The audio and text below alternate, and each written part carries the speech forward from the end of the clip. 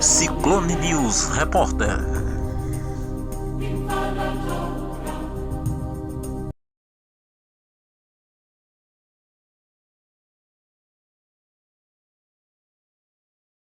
Boa tarde, amigos.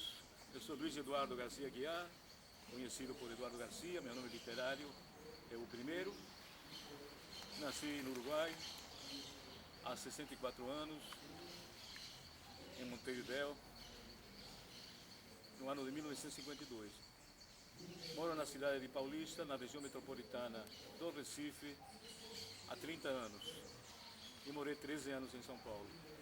Hoje eu sou paulistense e me considero pernambucanizado. Eu tenho 4 livros publicados, participações em 6 antologias.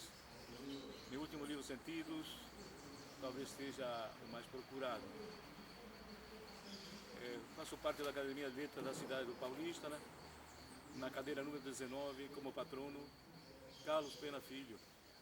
Sou diretor de comunicação da União Brasileira de Escritores, diretor de comunicação da Academia de Letras do Paulista, Pernambuco. Faço parte da Pegasus Albânia e da Sociedade dos Poetas Vivos de Olinda. Sou escritor, jornalista, palestrante, colunista, pesquisador.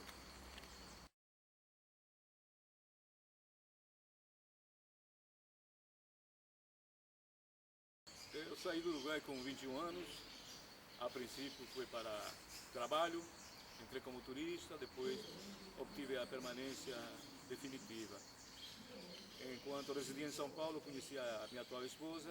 A gente começou a namorar em 73, nos casamos em 76. E a possível vinda para a cidade de Bezerros, no distrito de Sapucarana. E no tempo meu cunhado disse: venha-se embora para Pernambuco, você vai trabalhar, vai ganhar o mesmo salário. E eu fiz. Mas antes disso, em São Paulo nasceram as nossas filhas. Tenho 2 filhas. Uma delas me deu 2 netos que nasceram no Recife. Hoje a família está morando em Pernambuco. Mas o principal motivo da saída do Uruguai foi para trabalho, que na época eu estava sem estudar e sem trabalhar. Foi o principal motivo. Depois tomei gosto pelo país, conheci a namorada e fiz a residência. Em 2004, já morando em Pernambuco, eu me naturalizei brasileiro.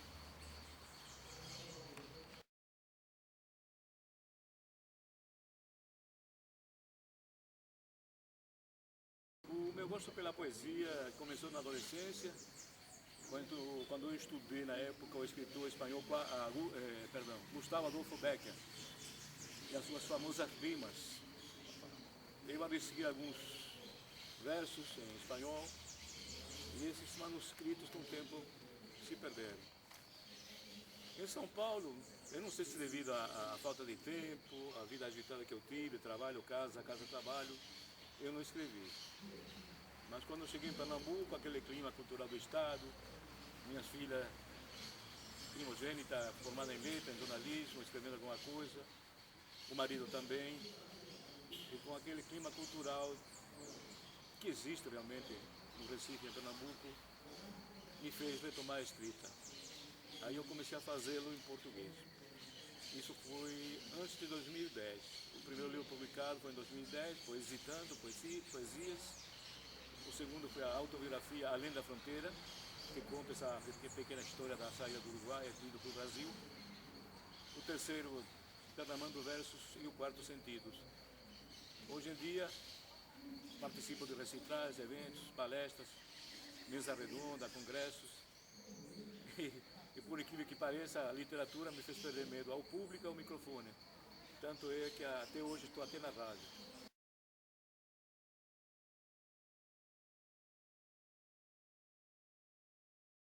Hoje em dia, eu fiz uma crônica, inclusive, falando sobre isso, né, sobre as extinções de algumas profissões e algumas, do rádio, por exemplo, que não aconteceu, que ele convive com a televisão perfeitamente e hoje ele está mais ouvido ao rádio do que nunca, tanto na internet como nos aparelhos celulares, smartphones, no próprio veículo.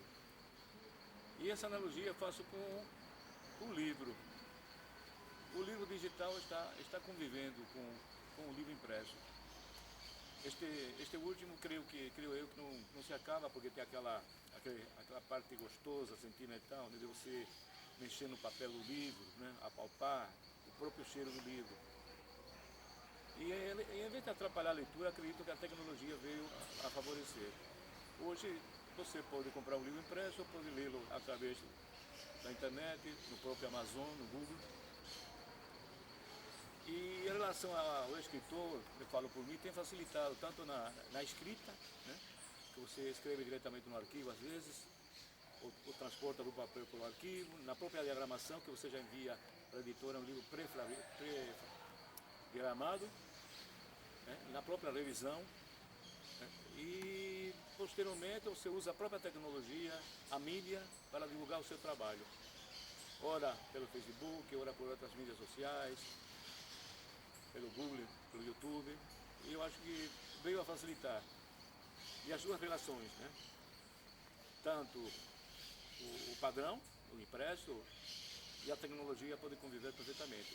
E ela veio ajudar o escritor, não atrapalhar.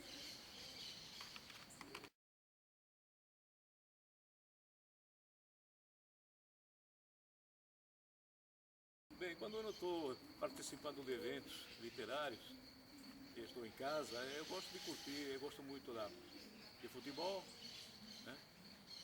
A música, a família, embora eu estou meio ausente de visitar os meus netos por causa das minhas atividades, mas eu gosto de estar com eles, né?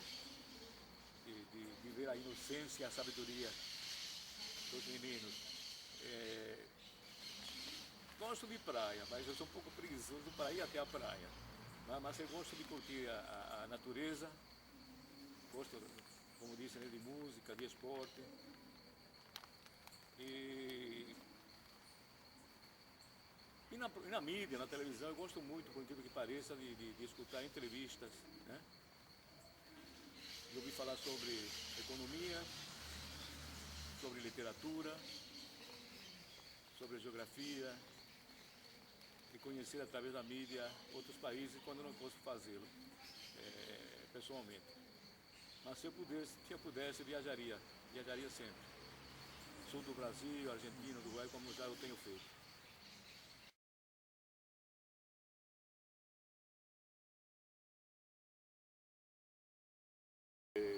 Este assunto que eu vou abordar, eu acho que a base de tudo é a família, né? Se cobra muito da escola, né, do governo, mas a educação começa na própria família, tanto o incentivo à leitura. Se você não viu nunca seu pai, um familiar teu, lendo, você não vai ter o gosto para a leitura.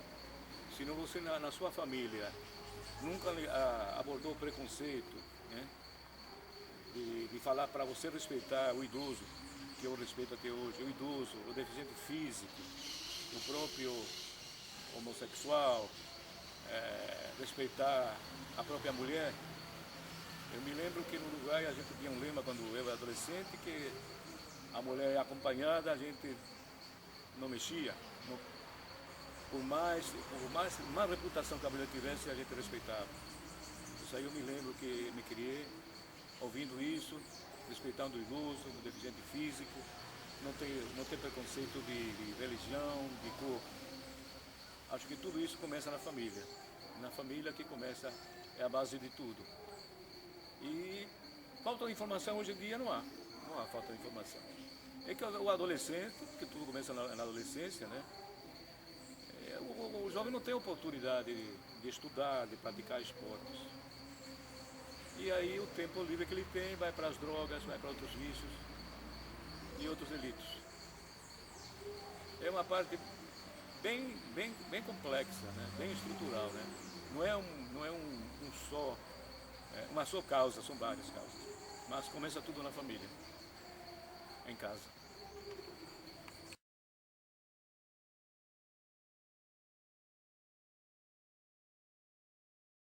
Em relação a este assunto, devo voltar ao anterior. A base de tudo é a leitura, né? O incentivo à leitura, o aprendizado. Nos meios literários que eu frequento, nos recitais e saraus, o meio literário, os seus escritores valorizam o trabalho do outro, valorizam a literatura e tudo o que concerne a isso. Aí eu acho que, voltando ao assunto, é tudo questão de educação, de incentivo.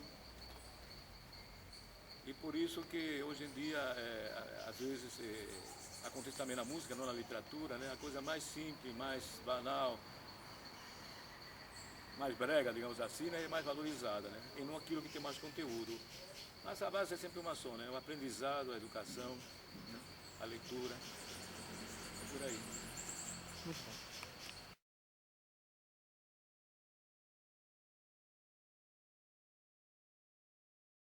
Em relação a isto, eu não diria que é manipulação e nem sempre influenciar. Eu parto pro... Aí vem a educação novamente, né? O ensino. Existe um analfabetismo funcional, aquele que lê e não interpreta, não sabe o que lê. Então, se ele não sabe interpretar, não sabe ouvir, não sabe analisar, então ele não tem uma opinião própria. Às vezes ele vai por uma opinião de outras pessoas, de outros meios. Então, não diria manipulação ou influência, diria uma falta de discernimento, uma falta de opinião, uma falta de entendimento.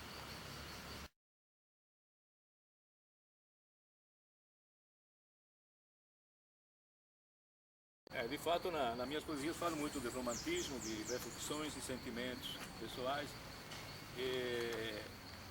Pelas etapas da vida que eu tenho passado, e que isso encontra muito no meu livro Além da Fronteira, livro de memórias,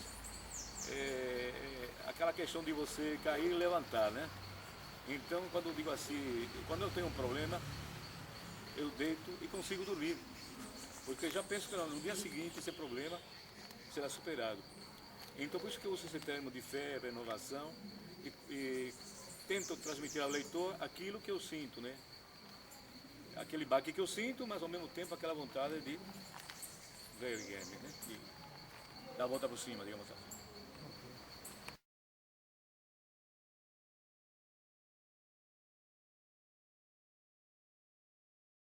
Política sempre existiu. Política é necessário, mas tem que melhorar.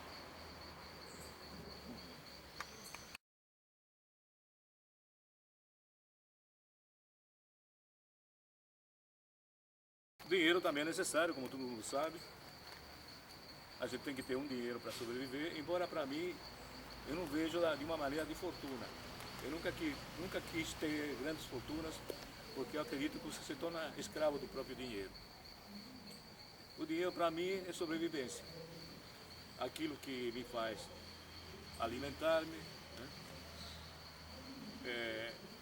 Sustentar os meus passeios, a minha distração e pegar alguma reserva em caso de emergência poder viajar. Então, para mim o dinheiro faz parte da vida, mas não é tudo.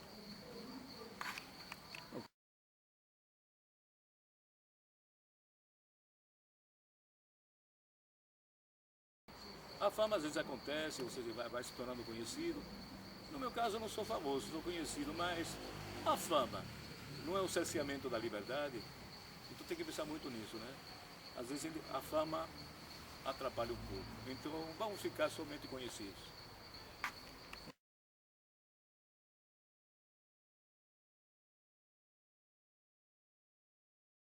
Amor, família, terra natal, terra adotiva, o amor próprio.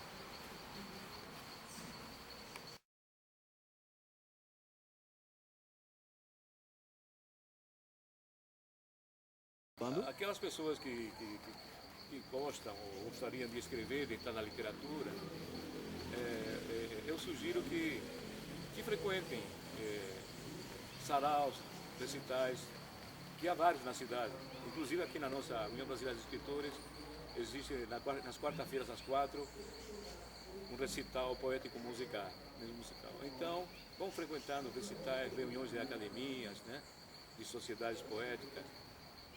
E vão lendo, não precisa ler um livro completo, bom na internet, tem pequenos trechos de livros, amostras de livros, pequenos textos que podem ser lidos. Pode pesquisar sobre autores na internet, que estão todos lá, os autores pernambucanos, sobretudo. E em relação ao meu futuro é agora, porque acabei de falar, já é futuro. No momento, estou com 4 livros publicados, 6 antologias, diretor de comunicação da União Brasileira de Escritores, diretor de comunicação da Academia de Letras do Paulista, faço parte da Sociedade dos Poetas Vivos de Olinda, da Pegasus, da Albanha, Pegasus Internacional, e continuar nesse dia a dia da literatura e tentar angariar mais espaço para a divulgação, não só do meu trabalho, como dos escritores pernambucanos. Agradeço mais uma vez a Ciclone News pela oportunidade, pelo espaço. E eu vou deixar uma frase de João Cabral de Melo Neto, poeta pernambucano. O homem é a melhor medida, mas a medida do homem não é a morte, senão a vida. Boa tarde.